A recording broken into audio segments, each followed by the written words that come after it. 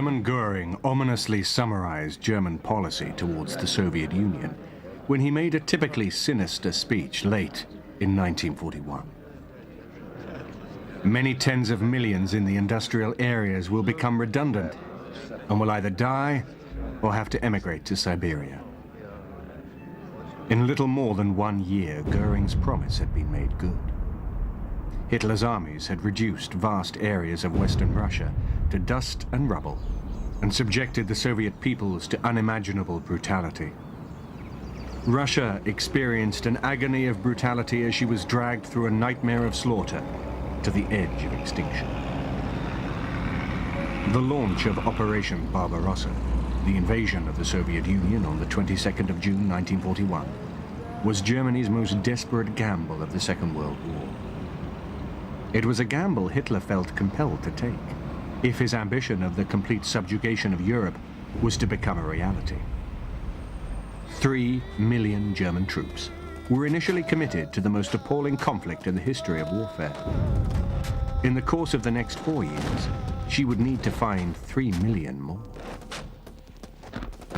The whole ideological thrust of the German plan for war was different. This was not a conventional war of conquest. It was intended to be a war of extermination.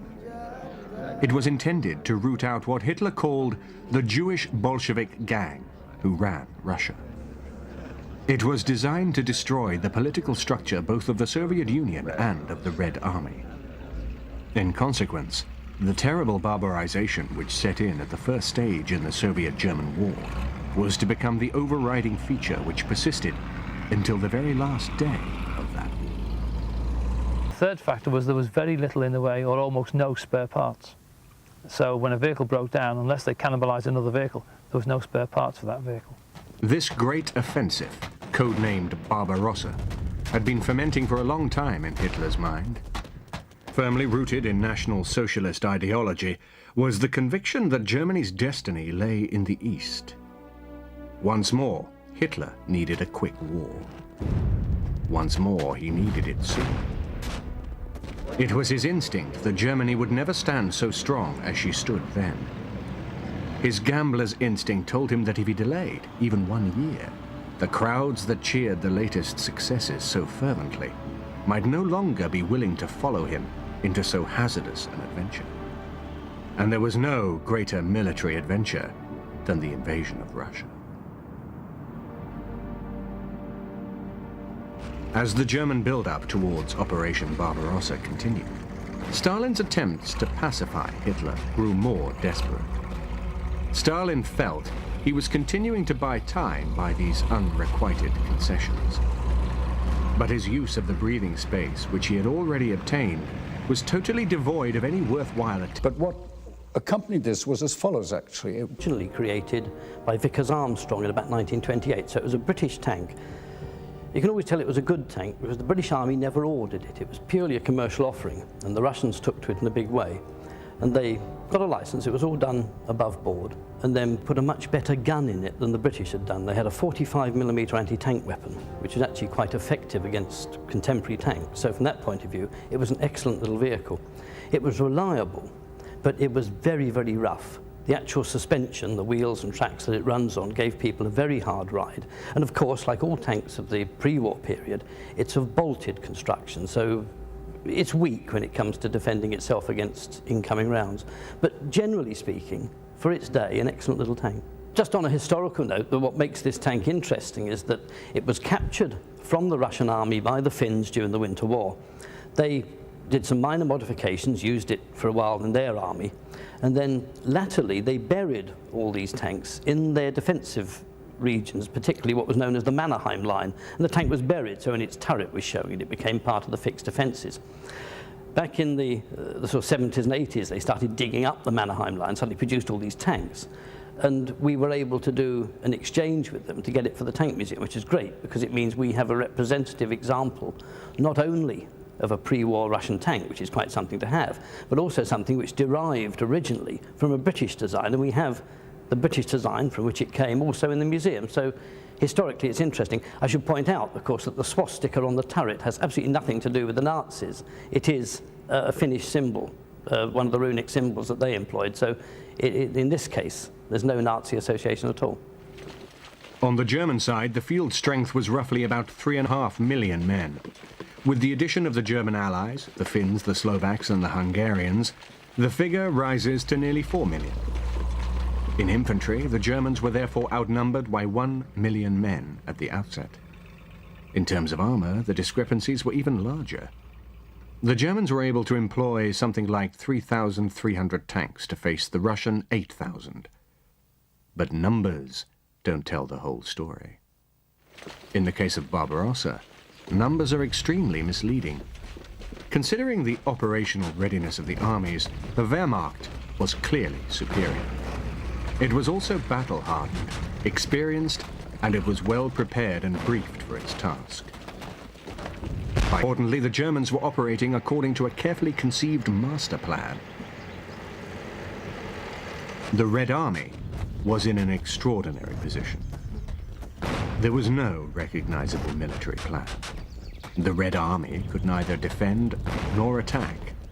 Many of its tanks were not suitable for the demands of World War II. The tank army, by 1936, was probably the biggest in the world. They not only had these little fellas, they had a series of tanks known as the BT series, which had been derived from the American Christie machine, some of the fastest tanks on Earth. And this massive army of tanks, wiped out largely in the initial stages of Barbarossa, meant that the Russians had to rethink their designs and start again. So you almost, and it would be a dream to some tank armies, get a clean sweep of the board. And the Russians then come back with the T-34, arguably one of the best tanks of the Second World War, and the heavy KV series tanks, which they then fitted into their army. So really what you're seeing is the Germans kindly clearing up for the Russians a load of old junk which they'd had on their hands since the mid-30s. The first part of the war was really not an occasion for praising tank commanders. That was a martyrdom of Soviet tank troops. Though one or two people did emerge which were very important.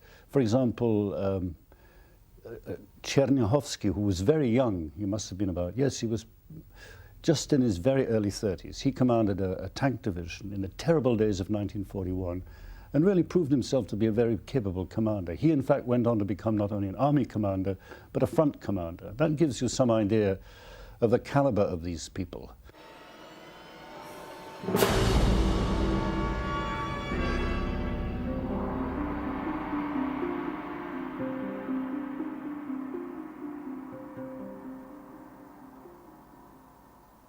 The awesome German armies, which the 170 understrength divisions of the Russian troops faced, were divided into 3 large groups. These consisted of 148 fully manned and equipped divisions. The German armor was grouped into 19 Panzer and 15 Panzer Grenadier divisions. The Army Group South was commanded by Field Marshal Gerd von Rundstedt and was charged with seizing Kiev and taking control of the Ukraine as far as the river Dnieper. Field Marshal von Bock's Army Group Center was to strike towards Smolensk. Army Group North under Field Marshal von Lieb was to attack through the Baltic states and seize Leningrad.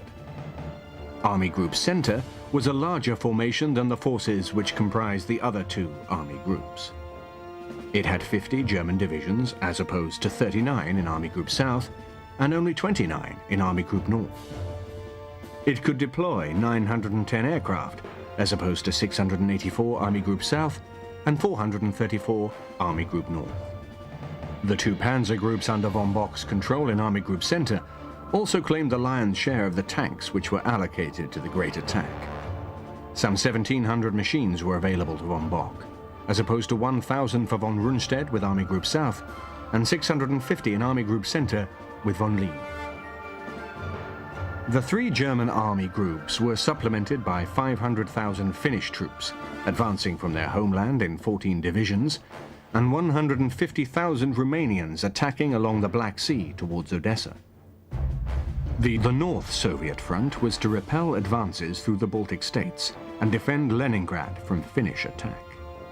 The Northwest, West and Southwest fronts would engage the 3 main German army groups, and the Southern front would deal with any advance towards Odessa. Behind these similarities The contrast between the warring nations could not have been greater. While Germany boasted one of the finest industrial infrastructures in the world, Russia had still not completed her industrial revolution. Stalin had declared in 1931 that one feature of old Russia was the continual beatings that she suffered for falling behind, for her backwardness, for military backwardness, for agricultural backwardness. We are 50 or 100 years behind the advanced countries. We must make good this distance in 10 years. Either we do it, or they crush us. 26 in 1933, the Red Army and the Reichswehr collaborated in secret on the development of weapons, on the development of tactics, on the development, by the way, of chemical weapons. The Russians were very interested in German ideas, and the Germans were very interested in Russian ideas, obviously. And there was certainly a form of exchange there. By the way, many Russians today say that what really happened was early German successes were actually based on Soviet theory. Well, that's a little bit of national pride being thrown in. Undoubtedly, both sides were interested in the potentialities of the tank. That's very true. And the second thing they were interested in was the relationship between air-ground cooperation between the tank and the dive bomber. Yes, that was true. But I don't think that's a justification for arguing that the Blitzkrieg and Soviet operations in depth are the same, because they're not. They're really not. Partly in the way in which they are practiced, they are different, and partly the manner in which what objectives they set themselves are also different as well. By the early 30s, 10 prototype tanks had been designed and built in secret. The initial development of what would become the most technically accomplished and cost-effective tank program ever seen took place at the German-Soviet tank school at Kazan in Russia. The firm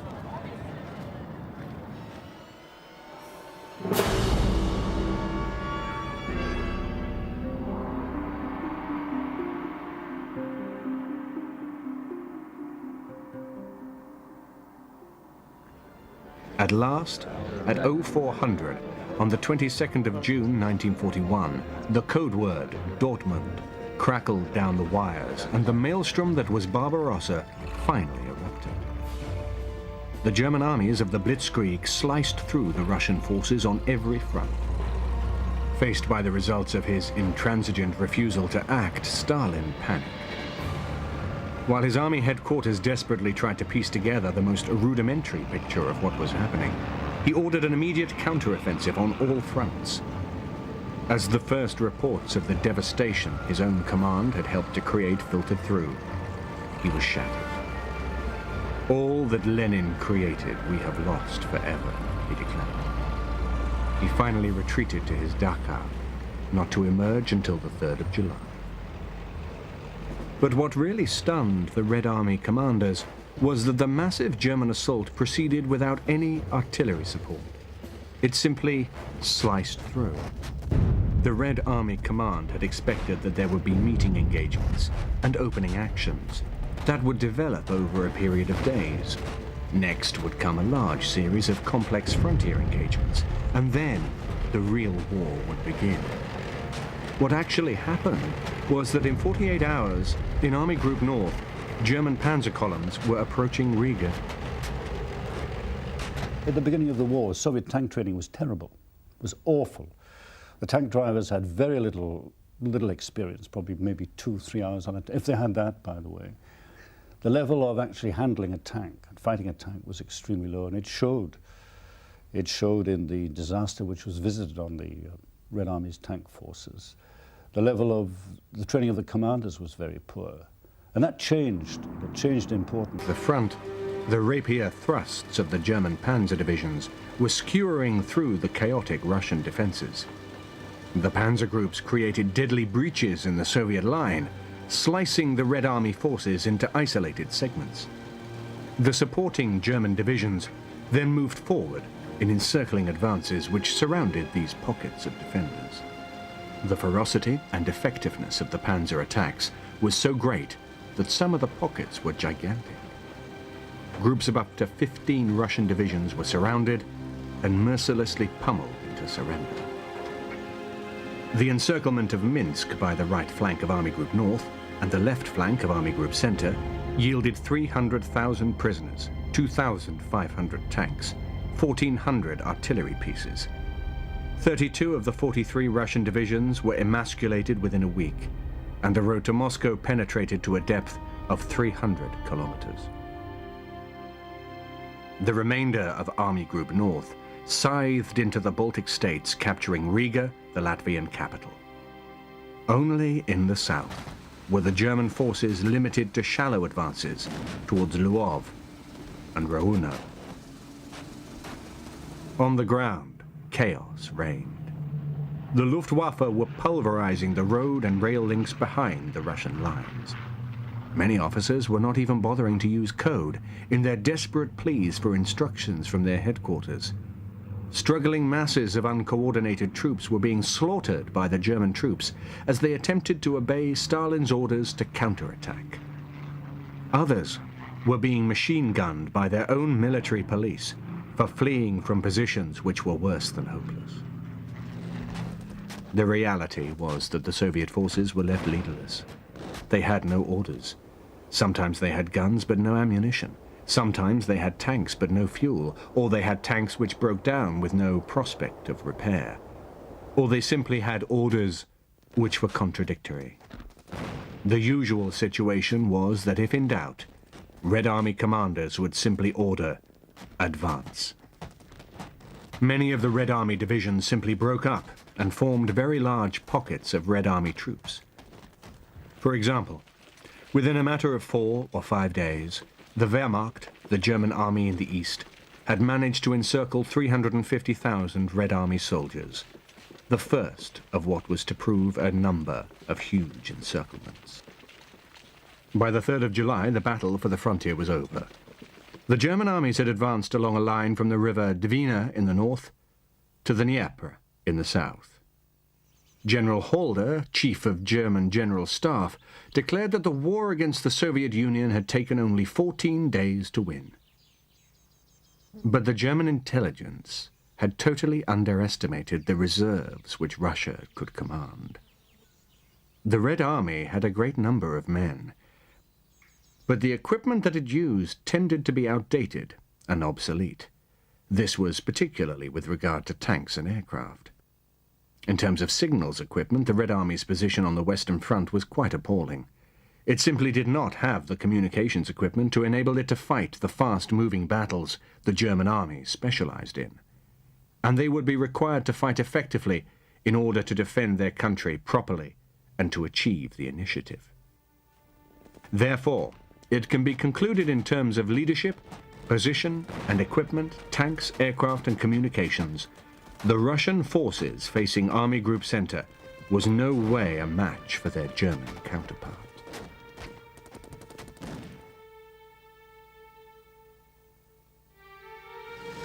The invasion forces scythed through hopelessly disorganized opposition and moved rapidly onwards. Well honed, the blitzkrieg pattern was being repeated, and the Soviet defenses whirled away like chaff in the wind. The number of prisoners taken seemed too immense to be true, but it was, and the scale of destruction was terrifying. As the news of Barbarossa reverberated around a stunned and disbelieving world, even Germany was awestruck. Against 2 far-flung objectives. He was acutely aware that the guiding principle of blitzkrieg was the concentration of maximum force against a single objective.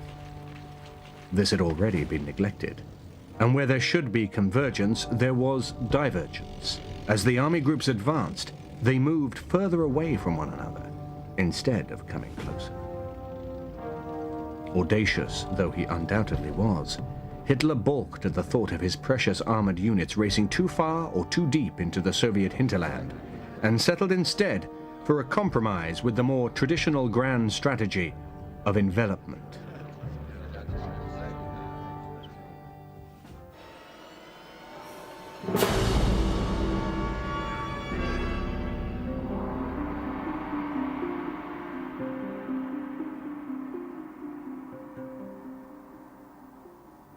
By the end of the campaign, the unending immensity of the land depressed many soldiers.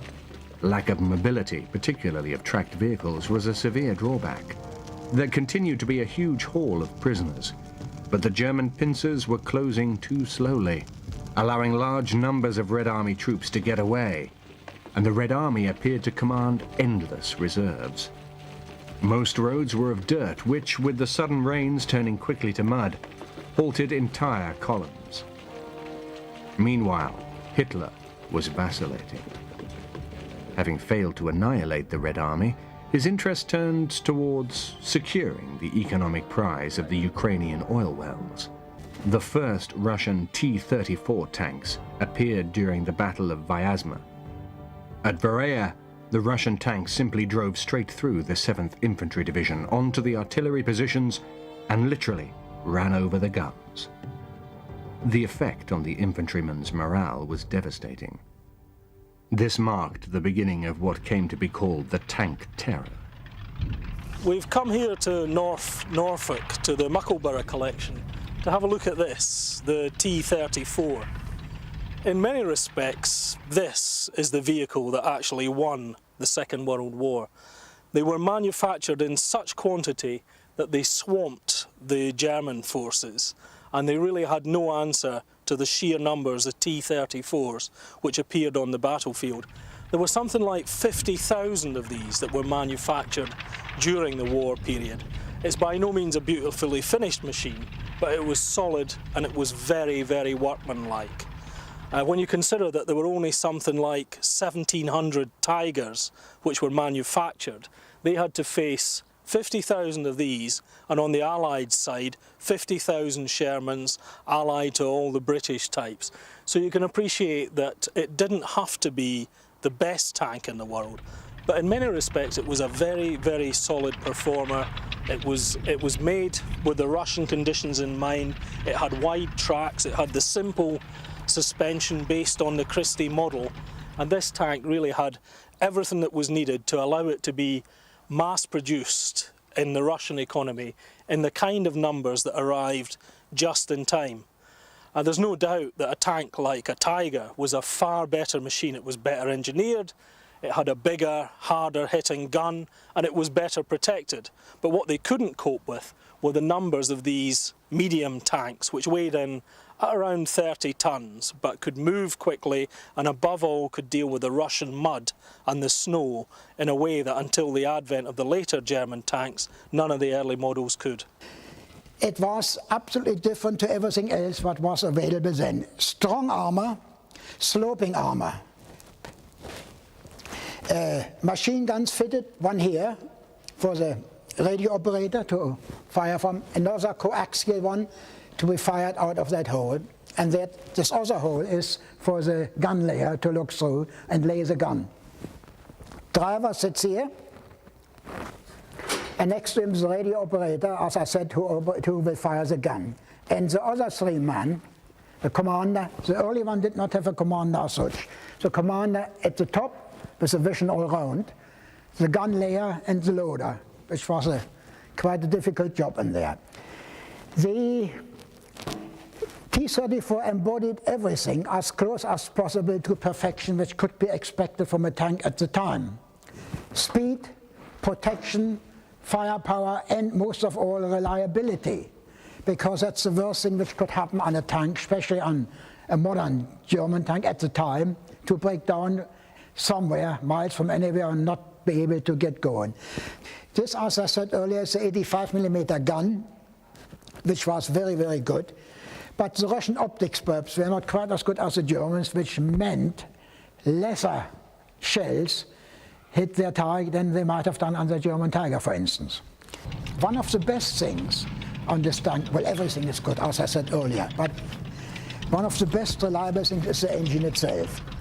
Now, this tank was made in 1943, but the engine hasn't changed very much to this very day. Actually, the very same engine with a slightly higher power output is put in the T-55. The very same engine develops about 30 or 40 more horsepower, that's all. Designed in the very early 40s and still up to date. If you look closely on this edge, you see how rough the manufacture of the tank was. I mean, it's unbelievable. Here, the hole didn't quite line up, so with a burner they cut the hole a bit bigger, you see. But they turned out 45,000 of these things, you see. They knew very well it hasn't got a long life expectancy, so a little bit rough edge or thereabouts didn't matter. The enormous turret, if you take a look at that, it's very heavy. You wouldn't think anybody could move it.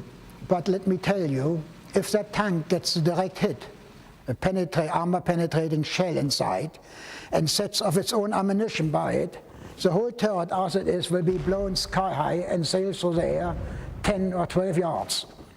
That's the force of an exploding tank. Its own ammunition and its own petrol, diesel, what have you. In 1941, the T-34 was impervious to the infantry's anti-tank weapons.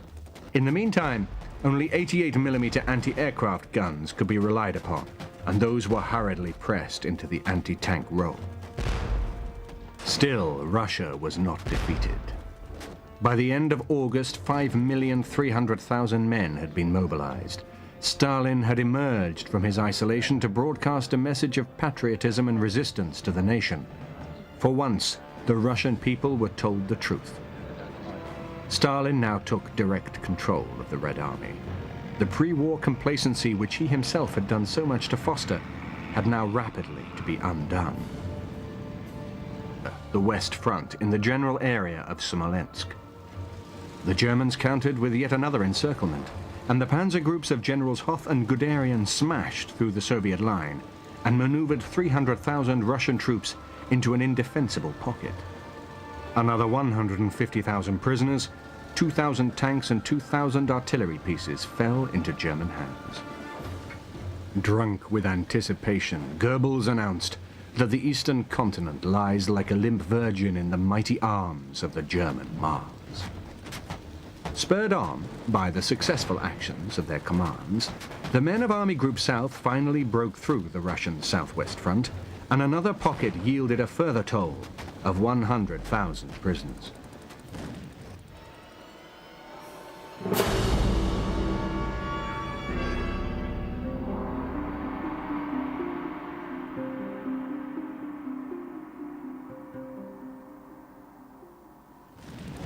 At the outbreak of war in the East, the backbone of the Panzer Corps was the Panzer Mark IV. Designed by Krupp and weighing 17.3 tons, the Panzer Kampfwagen IV carried a crew of 5 at a maximum speed of 18.5 miles an hour. Its armor varied in thickness from 8 to 30 centimeters, and it was armed with a 75mm turret gun and 2 machine guns. Supported by the lighter Mark III, which was similar in size and appearance, the Mark IV swept all before it until the Russian T-34 tank made its appearance in numbers. Despite the confusion which surrounded her armed forces, the Red Army had tried in 1940 and 1941 to bring in 2 new tanks. The T-34, which had been successfully tested in 1939, and the heavier KV-1 tank. But so far they only produced about 1,000 of each. The T-34s and KV-1s were distributed in very small packets on a battlefront about 2,000 miles long. Nonetheless, when they did meet German armor, it did come as an enormous shock the first time that the Germans encountered them, particularly the T-34. The superior quality of the T-34's armor, mobility, speed, and gunpowder was something they simply hadn't suspected. Guderian himself ran into a T-34 ambush in November 1941, and his force was almost completely destroyed. Guderian was pushing forward to Moscow and had swung round from the south and was approaching Tula. And for the first time he was met not by 1 or 2 T-34 tanks, but a perfectly organized, competently commanded Soviet tank brigade, commanded by a man called Katukov. And this is where the Germans really learned what the T-34 could do. And the alarm bells rang throughout Germany, and for the first time one began to see how these tank forces could be handled. But it wasn't just the quality of the tanks which counted. It was the capability of the panzer commanders to control their armor that was essential. One of these was the emergence of the KV-1. After a month of victorious progress, the German High Command were disconcerted by the rapidity of their own advance. Their armies were now fighting on a front 1,000 miles wide. The Stukas could no longer deliver the concerted hammer blows which had punched the holes in the Russian lines, which the panzers had so mercilessly exploited. The lengthening supply lines were also affecting the German ground forces. Tank commanders, hundreds of miles from their Polish depots, nevertheless pressed for the final thrust towards Moscow. They argued that only the continuation of the offensive would prevent the Russians from organizing a fresh line of resistance. While many of Hitler's generals disagreed that such an attack should be launched immediately, they were almost unanimous in recommending that Moscow should become the primary objective of the next phase of the war. Hitler, on the other hand, was worried about the possibility of the gaps between the panzer divisions and the main armies being exploited by Russian reinforcements. Hitler had never been fully convinced with logistics and supplies. No great preparation had been made for a winter campaign in Russia. Eventually, the objections of the generals were overruled, and not one but two major objectives were prioritized by Hitler, who demanded the simultaneous capture of Moscow and the fall of the Ukraine. He decided that the General Heinz Guderian and his 2nd Panzer Group should be diverted south to assist the German army group fighting there, instead of concentrating on the final drive towards Moscow. With hindsight, it was to prove a disastrous intervention, although at the time Hitler appeared to have been vindicated. As seen here, in the newsreels of the time, Guderian and his tanks were able to penetrate deep into Soviet territory. They were to contribute to the huge victory when they combined with the panzer forces of Army Group South, under von Kleist, to produce a stunning encirclement which produced a vast haul of prisoners. This footage shows the link-up between the tanks of Guderian, with the white G, and von Kleist, whose vehicles are marked with the white K. Army Group South had played its part in the largest victory in history. The unfortunate captives had nothing to celebrate. The 650,000 prisoners taken by the Germans remains the highest number ever captured in a single engagement. The battle for the Ukraine now centered on the Crimean Peninsula, where the right flank of Army Group South pressed the Soviet 51st Army back towards Sebastopol.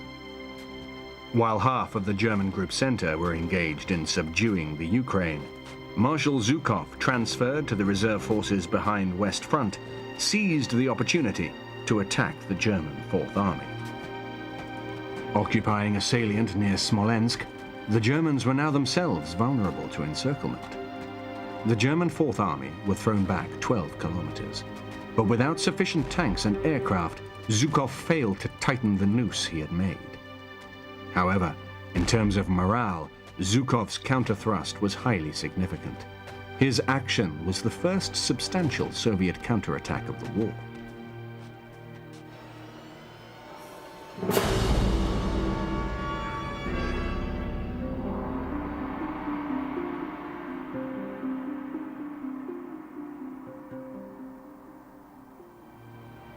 The advance to Moscow was resumed at the end of September, but the delay proved to be fatal. Fuel and supplies were delivered through a system that had become frequently inefficient, if not corrupt, and the lines of communication were enormously overextended. Shortages of every kind impaired the fighting ability of the frontline forces. The vague fears of the generals, who had initially harbored doubts, were beginning to take the shape of a massive problem. The advance had been over areas so vast that it was impossible for comprehension. There lay the huge expanses of territory in which tens of thousands of Red Army troops roamed uncaptured.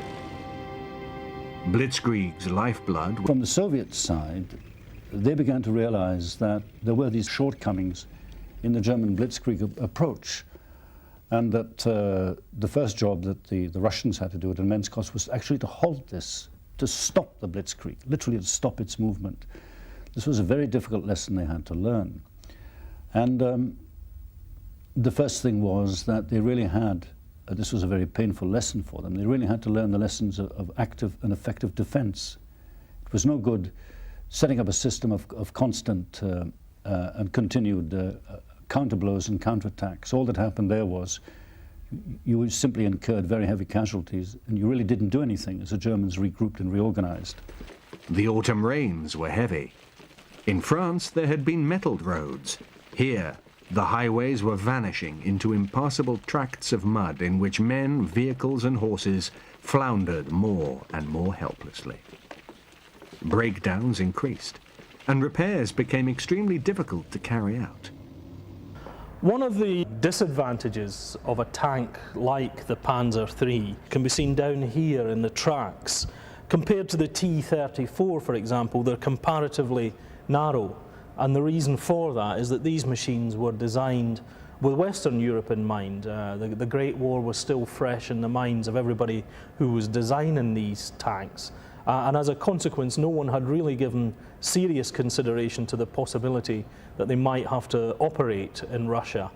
And when they did, particularly in the winter of 1941, it came as a severe surprise to the German to find that the conditions were just so extreme.